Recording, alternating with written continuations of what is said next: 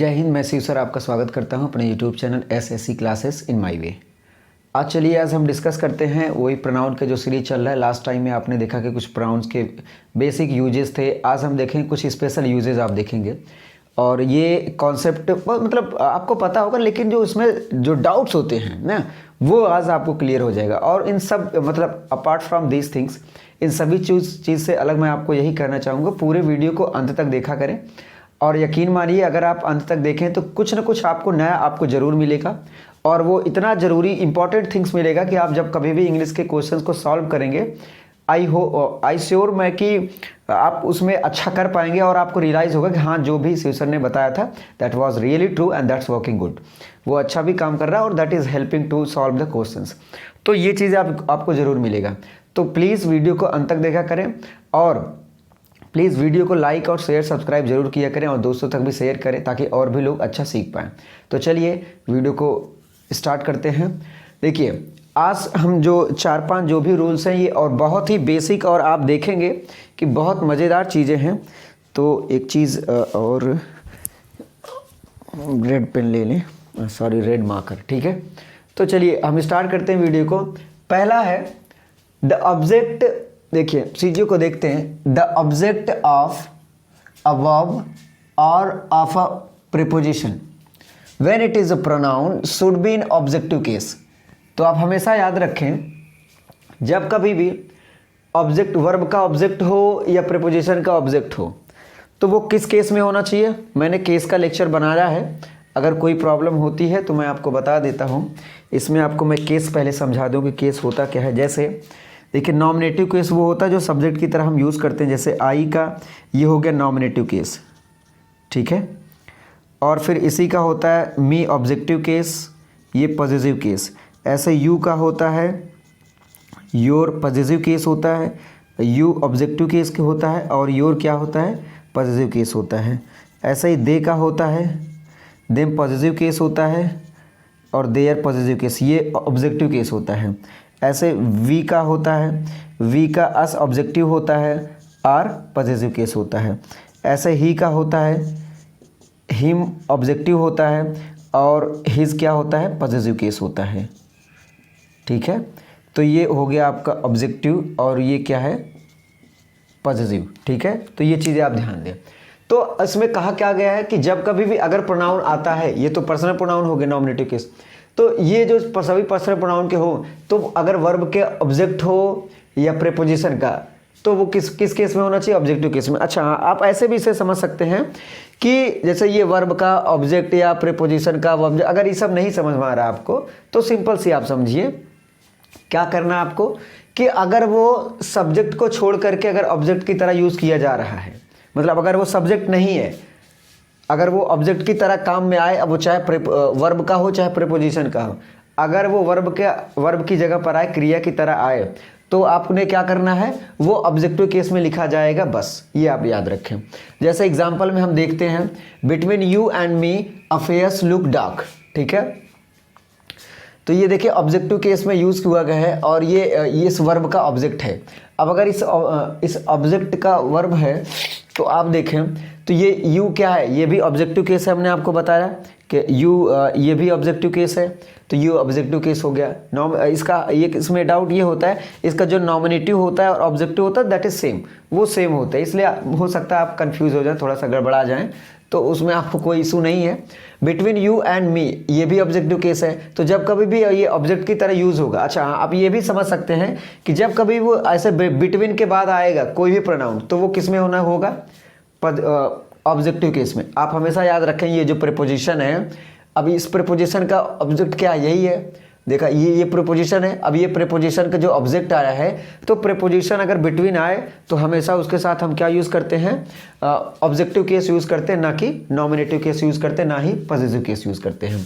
तो यहाँ पर होगा बिटवीन यू एंड मी, ये है। अगर यहाँ पर आप आई लिख दिए होते बिटवीन यू एंड आई तब ये गलत हो जाता, ठीक। तो यहाँ पर क्या होगा ऑब्जेक्टिव केस हमने यूज़ कर रखा है, ठीक। अगला है there is a really no difference between you and me, फिर वही ऑब्जेक्ट प्रीपोजिशन आया तो इसके बाद अगर आया फिर भी हम क्या यूज़ करेंगे ऑब्जेक्टिव केस यूज़ करेंगे। तो ये भी आपका क्या है ऑब्जेक्टिव है और ये भी क्या है ऑब्जेक्टिव है। अब ये दोनों क्या है, ऑब्जेक्टिव है। आप हमेशा याद रखें प्रीपोजिशन बिटवीन जब भी आएगा तो उसके साथ जब भी कोई भी प्रोनाउन यूज़ किया जाएगा वो क्या होगा, ऑब्जेक्टिव केस में होगा। पहला डाउट क्लियर है आपको। अच्छा, ये तो प्रीपोजिशन, हाँ भाई ये तो आपको पता हो गया। ऐसे अगर वो प्रीपोजिशन की तरह मतलब प्रीपोजिशन का कोई ऑब्जेक्ट बना या वर्ब का ऑब्जेक्ट बना तो वो क्या होगा आपका, हमेशा ऑब्जेक्टिव केस में लिखा जाएगा, ना कि नॉमिनेटिव केस में। ठीक है, आगे देखिए। A pronoun directly after than और एज, मतलब अगर कोई प्रोनाउन आता है आफ्टर डायरेक्टली देन के बाद आए या एज के बाद आए तो is usually in objective case. आपको क्या ध्यान देना है कि अगर कोई प्रोनाउन, जैसे कोई प्रोनाउन आया और अगर ये डायरेक्टली देन के बाद या एज के बाद आता है तो अक्सर ये किस में होता है, ऑब्जेक्टिव केस में होता है। अनलेस, और ये तब तक ऑब्जेक्टिव केस में होगा जब तक उसके बाद कोई वर्ब यूज ना हो जाए आफ्टर इट। मतलब वो जो देन के बाद अगर जो प्रोनाउन आएगा, अगर प्रोनाउन के बाद कोई वर्ब आ गया तब वो किस में हो जाएगा, नॉमिनेटिव केस में होगा, नहीं तो किस में होगा, ऑब्जेक्टिव केस में होगा। फिर से मैं बता दूं आपको कि कोई प्रोनाउन अगर डायरेक्टली देन के बाद आए या एज के बाद आए, कोई प्रोनाउन एज या देन के बाद अगर आता है तो वो किस में होगा, ऑब्जेक्टिव केस में होगा। ठीक है, अगर वो तब तक ऑब्जेक्टिव केस में रहेगा अगर उस प्रोनाउन के बाद क्या आ जाए, कोई वर्ब आता है तो वो किस में हो जाता है, नॉमिनेटिव केस में। आगे एग्जांपल से हम आपको समझाते हैं। ठीक है, आगे एग्जांपल से हम समझाते हैं। ही इज टॉलर देन मी। देखिए, अब क्या इस प्रोनाउन के बाद कोई वर्ब आया है, नहीं आया है, तो इसका मतलब ये है। और a pronoun directly after than या और एज, ये देखिए देन के बाद तुरंत आया है प्रोनाउन, ठीक है आया है।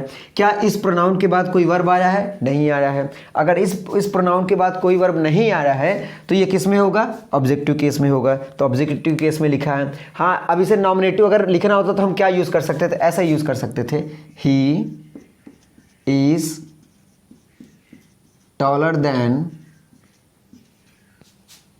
Him, taller than me, I am.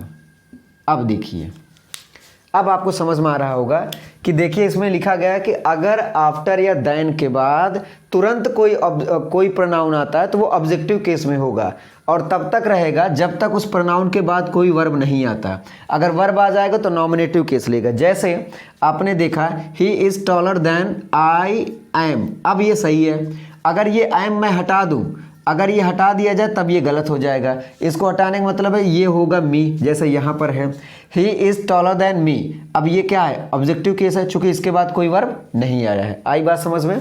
तो ये आई होप कि आपको समझ में आया होगा। ऐसा ये भी I swim better than him, ये ऑब्जेक्टिव केस है, बिल्कुल है। देन के बाद तुरंत आया, हाँ सही है, मतलब ये सही है। लेकिन अगर इसके बाद मैं ये कह दूं कि ही स्विम, तो अगर मैं इसके बाद डज लगा दूं, अगर मैं इसके बाद हिम डज, तब आप समझिए क्या होगा, तब ये क्या हो जाएगा, तब ये किस में होना चाहिए था, ऑब्जेक्टिव केस में नहीं बल्कि किस में, कि I swim better than him. अगर इसके बाद कोई वर्ब आता है तो वो नॉमिनेटिव केस में होगा।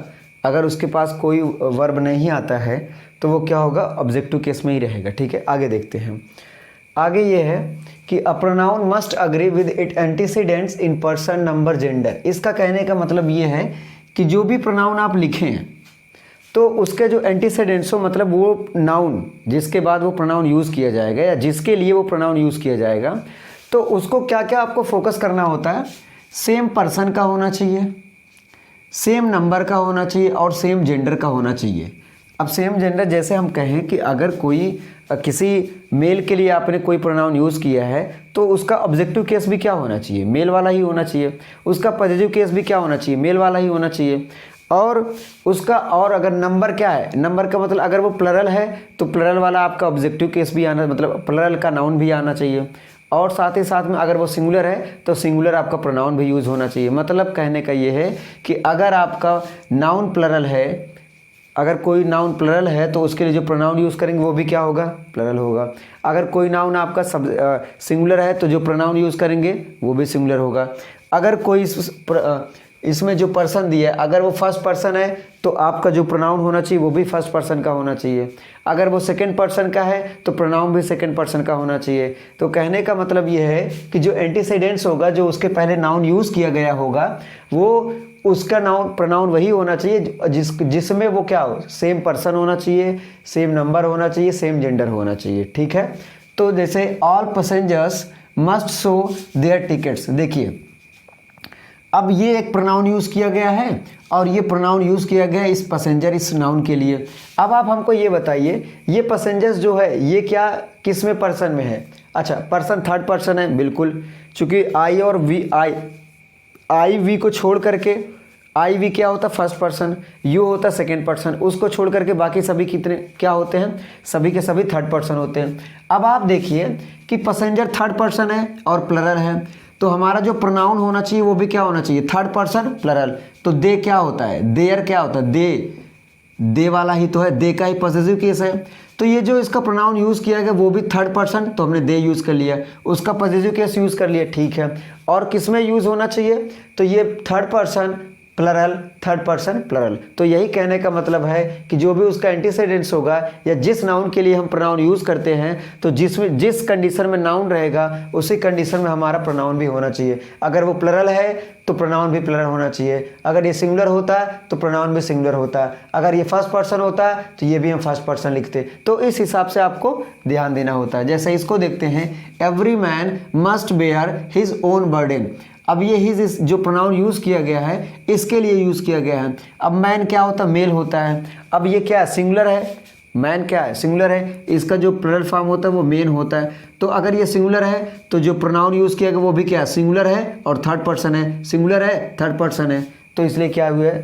और क्या मेल है तो मेल यूज़ हुआ। अगर यहाँ पर फीमेल होता तो हम हर यूज़ करते। आई बात समझ में? यही इसका कहने का मतलब। और एक देख लेते हैं, I am not one of those. देखिए जब कभी भी कोई रिलेटिव प्रोनाउन वगैरह यूज़ किया जाता है तो ये इसके बगैर, इसके जस्ट पहले जो एंटीसीडेंट्स आता है, जो नाउन आता है, उसी के लिए हम यूज़ किए। तो ये जो हु यूज़ किया गया इसके लिए यूज़ किया गया, who believe everything they hear. देखिए अब आप समझिए, हु जो प्रोनाउन हमने यूज़ किया इसके लिए यूज़ किया है। अब ये दोज क्या है? प्लरल है। अब दोज अगर ये प्लरल है तो इसके साथ जो वर्ब आया था वो भी प्लरल होना चाहिए, तो ये लिखा गया है। अब एवरीथिंग, अब ये भी एक प्रोनाउन यूज़ किया गया है, ये भी किसके लिए? देखिए ये तो रिलेटिव प्रोनाउन की तरह यूज़ किया गया है, ये यूज़ किया गया है सब्जेक्ट की तरह प्रोनाउन यूज़ किया गया है। तो ये दोस्त का जो सब्जेक्ट होगा प्लरल है, वो थर्ड पर्सन है, तो दे इसलिए क्या लगाया गया है? थर्ड पर्सन प्लरल में इसका प्रोनाउन यूज़ किया गया है। ठीक, तो पूरा ये इसका कहने का मतलब यही था कि जैसा नाउन रहेगा, जिस केस में नाउन रहेगा, अगर नाउन प्लरल है तो उसका प्रोनाउन भी प्लरल होना चाहिए। अगर नाउन जो सब्जेक्ट है वो मेल है तो प्रोनाउन भी मेल होना चाहिए, अगर वो फीमेल है तो प्रोनाउन भी फीमेल का यूज़ होना चाहिए। ये सभी चीज़ें होती हैं। अगला है, in referring to anybody, everybody, everyone, anyone, each. अगर इनको अगर लाना हो तो हम जो प्रोनाउन यूज़ करते हैं मैस्कुलिन हो सकता है या फेमिनिन हो सकता है, अकॉर्डिंग टू द कॉन्टेक्स्ट। वो कॉन्टेक्स्ट के हिसाब से हम डिफाइन करेंगे कि वो मैस्कुलिन यूज़ किया जाएगा या फेमिनिन यूज़ किया जाएगा। कैसे आपको पता चलेगा? उस कॉन्टेक्स्ट को समझना पड़ेगा। जैसे I shall be glad to help everyone of my boys in his studies. अब देखिए देखिए ये जो ये प्रोनाउन यूज़ किया गया है, ठीक, और इस प्रोनाउन के लिए जो प्रोनाउन यूज़ किया गया है, ये इसके लिए हमने यूज़ किया इसका पॉसेसिव केस। अब ये एवरीवन है। अब आपको ये कैसे पता चला कि ये मेल ही है? तो ये मेल इसलिए पता चला कि ये बॉयज़ की बात हो रही है। अगर ये बॉयज़ की बात हो रही है तो बॉयज़ के लिए थर्ड पर्सन के लिए, और ये सिंगुलर है, यूज़ तो हमने इसके लिए किया है, लेकिन इससे हमें ये पता चल रहा है कि जो होगा वो मेल होगा। तो इसलिए यहाँ पर अगर हम ये कह दें कि चलिए हर लिखा जाएगा तो क्या सही होगा? गलत होगा। क्यों? क्योंकि यहाँ पर माई गर्ल्स होती, every one of my girls होता तब यहाँ पर हर हो जाता है, लेकिन यहाँ बॉयज़ है इसलिए हीज आया है। ठीक, एक चीज़ और आप देखेंगे कई बार क्या होता है, जब कभी भी जैसे एनीबॉडी, एवरीबॉडी, एवरीवन अगर ये सब्जेक्ट की तरह यूज़ किए गए हों, अगर ये सब्जेक्ट की तरह यूज़ किए गए हों, अगर ये सब्जेक्ट की तरह यूज़ किए गए तो जो इसके लिए जो प्रोनाउन यूज़ होता है ना वो ज़्यादा, मतलब मैक्सिमम हम क्या लिखते हैं? मेल वर्जन ही लिखते हैं। मेल वर्जन का मतलब हम आपको एग्जांपल दे देते हैं। जैसे एवरीवन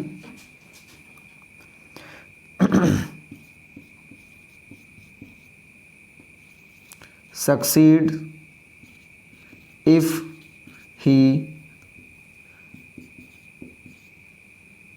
tried.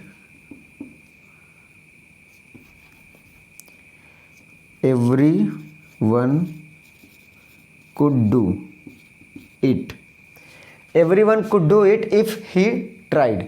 देखिए, अब ये देखिए, ये जो everyone आया है इससे तो पता नहीं चल रहा कि क्या है, लेकिन फिर भी हम ये मान के चलते हैं जब कभी भी एनीबडी आए, एवरीवन आए, एवरीबडी आए, तो उसके लिए जो हम उसका हेल्प वो पर प्रोनाउन यूज़ करेंगे वो ही होगा। क्या होगा? ही होगा, ना कि हर होगा, ना कि सी होगा, सिर्फ क्या होगा? ही होगा। तो आप ये ध्यान रखें। तो अगर इसका हमें पॉजिटिव यूज़ करना होता, पॉजिटिव केस, तो हम हीज लगाते। ऑब्जेक्टिव केस यूज़ करना होता है तो हम ही लगाते, हिम लगाते, ना कि हर लगाते। ठीक है, तो एनीबडी, एवरीबडी जब ये कभी ऑब्जेक्ट के सब्जेक्ट की तरह काम करे तो उसके लिए जो प्रोनाउन यूज़ करेंगे वो हिज यूज़ करेंगे, हिम यूज़ करेंगे या ही यूज़ करेंगे। ठीक है, आई होप आपको ये समझ में आया होगा पूरा अच्छे से। और अगर वीडियो पसंद आया हो तो लाइक, शेयर, सब्सक्राइब जरूर किया करें। और जो नए रहें वो बिल्कुल सब्सक्राइब करो, बेल आइकन को जरूर प्रेस करके रखें, ताकि हर एक वीडियो जो भी मतलब जितने भी वीडियोज़ आते हैं वो आपको नोटिफिकेशन में मिलता रहे। तो चलिए ठीक है, मिलते हैं नेक्स्ट वीडियो में। जय हिंद।